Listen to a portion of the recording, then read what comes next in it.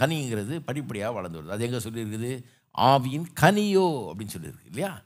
கனின்ற வார்த்தையை பயன்படுத்தியிருக்காங்க பாருங்கள். அதுக்கு எதிராக ஆப்போசிட் என்ன பயன்படுத்தியிருக்காங்க? 19ஆம் வசனத்தில் மாம்சத்தின் கிரியைகள் அப்படின்னு போட்டு விபச்சாரம், வேசித்தனம், அசுத்தம், காம விகாரம், விக்கிராராதனை, பில்லி சூனியம், பகைகள், விரோதங்கள், வைராக்கியங்கள், கோபங்கள், சண்டைகள், பிரிவினைகள், மார்க்கபேதங்கள், பொறாமைகள், கொலைகள், வெறி, களியாட்டுகள் முதலானவைகள்னு சொல்லி மாம்சத்தின் கிரியைன்னு ஒரு பெரிய லிஸ்ட்டே வருது. இந்த பாவ இருதயத்திலிருந்து கெடுக்கப்பட்ட பாவம் உள்ள வந்து குடிகொண்டிருக்கிற அந்த இருதயத்திலிருந்து வர்ற செயல்கள் அதை சொல்லியிருக்குது இல்லையா? அவ்வளோ பெரிய லிஸ்ட்டு கொடுத்துருக்குது. அது சொல்லும்போது எப்படி சொல்லியிருக்கு? மாம்சத்தின் கிரியைகள். எல்லாம் சொல்லுங்கள், கிரியைகள், கனிகள். கிரியைக்கும் கனிகளுக்கும் எவ்வளோ பெரிய வித்தியாசம் பாருங்கள். கிரியை வந்து ஆக்ஷன், செயல்பாடு. ஒரு ஆக்ஷனை வந்து டப்புன்னு செஞ்சிடலாம், அதுக்கு ஒன்றும் ரொம்ப நேரம் ஆக போகிறதில்ல. நினச்சா மடார்னு செஞ்சிடணும். ஆக்ஷன் வந்து கிட்டத்தட்ட இன்ஸ்டன்டேனியஸ்னு சொல்லலாம்.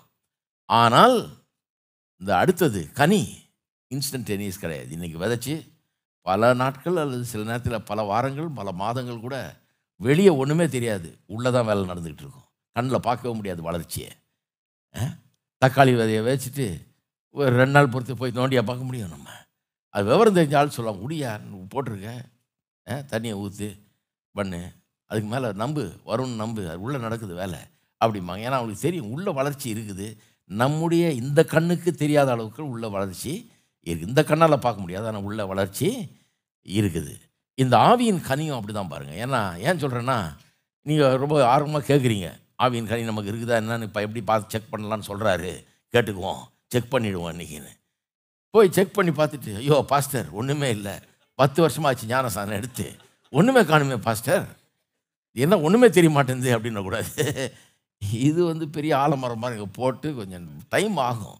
உள்ள வேலை நடக்குது, உள்ள வேலை நடந்து அது மெல்லமாக தான் வரும், படிப்படியாக தான் வரும். இது இன்ஸ்டண்ட்டாக வர்ற கிரியை கிடையாது. இது வந்து கனிங்கிற அந்த வார்த்தையே இது கிராஜுவலாக வர்றது, படிப்படியாக வர்றது, வளர்ச்சி. ஒரு விதை எப்படி பூமி கடியிலிருந்து வளர்ந்து வருதோ அதுபோல் வளர்ந்து வர்றதுன்றதை நமக்கு காண்பிக்கிறது இல்லையா? அப்போ அதுக்கு டைம் கொடுக்கணும். அதை வந்து இந்த கண்ணால் டக்குன்னு பார்த்து தெரிஞ்சுக்க முடியாது. உங்கள் பிள்ளைகளே எடுத்துக்கிறங்க பாருங்கள். பிள்ளைங்க வளர்த்துருக்கிறீங்க, அவங்க சின்னதுலேருந்து வளர்கிறத நீங்கள் பார்த்துருக்கிறீங்க. ஆனால் என்னைக்காவது பிள்ளைகிட்ட நேற்று இருந்ததை விட இன்றைக்கி ஒரு 1 இன்ச் ஏறி இருக்க பொருள் இருக்கு, உனக்கு ஹைட்டு ஜாஸ்தியாக இருக்க பொருள் இருக்குன்னு என்னைக்காவது சொல்லியிருக்கீங்களா? கிடையவே கிடையாது. நீங்கள் பார்த்த வரைக்கும் அவன் அப்படியே தான் இருக்கிற மாதிரி தெரியும். திடீர்னு பார்த்தா அப்படி இருக்கிறான், அங்கே இருக்கிறான். அவனை அண்ணாந்து பார்த்து பேச வேண்டியதாக இருக்குது. உங்களுக்கு கண்ணுக்கு தெரியவே இல்லை அவன் வளர்ந்தது, ஆனால் வளர்ந்துட்டான் இல்லையா? அப்படி தான் நடக்குது. யாராவது ரொம்ப நாள் பார்க்காம 2 வருஷம் பார்க்காம இருந்து வந்து பார்த்தாங்கன்னா, அடே போன தடவை பார்த்ததுக்கு இப்போ ரொம்ப வளர்ந்துட்டாங்க அப்படின்வாங்க. நம்ம கண்ணுக்கு அது தெரியவே இல்லை, ஏன்னா நம்ம அது கூட தான் வாழ்ந்துகிட்டு இருக்கிறோம், தெரியறது இல்லை இல்லையா? டாக்டர்கிட்ட கொண்டு போய் செக்கப்புக்கு வருஷம் கொண்டு போகும்போது அவர் நிற்க வச்சு அளந்துடுறாரு, ஹைட்டை அளந்துடு. அப்போ தெரிஞ்சிருது, பிள்ளை இவ்வளோ வளர்ந்துருக்குங்க, போன வருஷம் இவ்வளோ இருந்தது, இந்த வருஷம் வளர்ச்சி இவ்வளோ இருக்குது, எல்லாம் நார்மலாக இருக்குது வளர்ச்சியெல்லாம் அப்படின்னு அவர் சொல்கிறார். அவர் சொல்லும்போது தான் நமக்கு தெரியுது, ஓஹோ வளர்ந்துருக்குறான் அப்படிங்கிறது. நம்ம கண்ணால் அப்படியே கொஞ்சம் கொஞ்சமாக மேலே பார்க்குறோமா? இதை நான் காலை கொண்டு போய் மணலில் நட்டு வச்சு தண்ணி ஊற்றி அவ்வளோது கிடையாது. உள்ள அது ஒரு ஆர்கானிக் க்ரோத்துக்கு அது வளருகிறான். அதை வந்து நம்ம கண்ணால் பார்க்குறது இல்லை, ஆனால் வளர்ச்சி நேரிடுகிறதா இல்லையா? டாக்டர்கிட்ட போய் செக்கப் பண்ணும்போது மெஷர்மெண்ட்டில் அவர் முடிவு பண்ணிடுறார் வளர்ந்துருக்கிறான்றதை முடிவு பண்ண. அதே மாதிரி ஆவிக்குரிய வளர்ச்சியும் சில விதங்களில் மெஷர் பண்ணலாம். எத்தனை பேர் சொல்லியிருக்கிறீங்க சில நேரத்தில் ஏதோ ஒரு சம்பவம் நடந்ததுன்னு வைங்க உங்கள் வாழ்க்கையில், அப்போ சில ஆளுங்க பேசுகிறது கேட்டிருக்கேன், இதே 10 வருஷத்துக்கு முன்னால் நடந்துருந்துச்சுன்னா நடக்கிறதே வேறங்க, அப்போ நான் வேறு ஆள் உண்டு இல்லைன்னு ஆக்கிட்டு இருப்பேன் 10 வருஷத்துக்கு முன்னால், இது இப்போ நடந்ததுனால அவன் தப்பிச்சான் அப்படின்னு சொல்லியிருக்கீங்களா இல்லையா? அதுதான் வளர்ச்சி. 10 வருஷத்துக்கு முன்னால் எப்படி இருந்தீங்க, இப்போ இப்படி ஆகிட்டீங்க, இப்படி வேறு மாதிரி ஆளாக எப்படி ஆனீங்க? வளர்ச்சி இருக்குது. அப்போ மெஷர் பண்ணுறதுக்கு ஒரு வழி இருக்குது. இப்படி பல விதங்களில் நுணுக்கமாக பார்க்க முடியும், வளர்ச்சியை பார்த்து தெரிஞ்சுக்க முடியும். ஆனால் வெறும் நேக்கட் ஐக்கு அது புலப்படாது. வெறும் இப்படி பார்த்து அப்படியே போகிறத பார்க்க முடியாது, வளர்கிறத பார்க்க முடியாது. ஏன்னா அது உள்ளே நடக்கிற ஒரு விவகாரம், இது வந்து ஒரு ஆழமான விவகாரம்.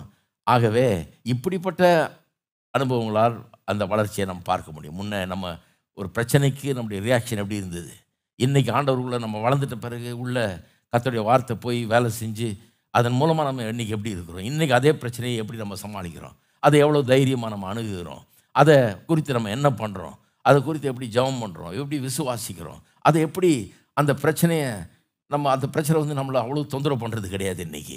ஏன்னா இன்றைக்கி நம்ம இருதயம் வேறு மாதிரி ஆயிடுச்சு. ஒரு விசுவாசமுள்ள இருதயமாக, ஒரு ஸ்ட்ராங் இருதயமாக ஆயிடுச்சு. அன்றைக்கி இருந்ததுக்கும் இன்றைக்கி இருந்ததுக்கும் பெரிய வித்தியாசம் இருக்குதுன்னு சொல்கிறீங்க இல்லையா?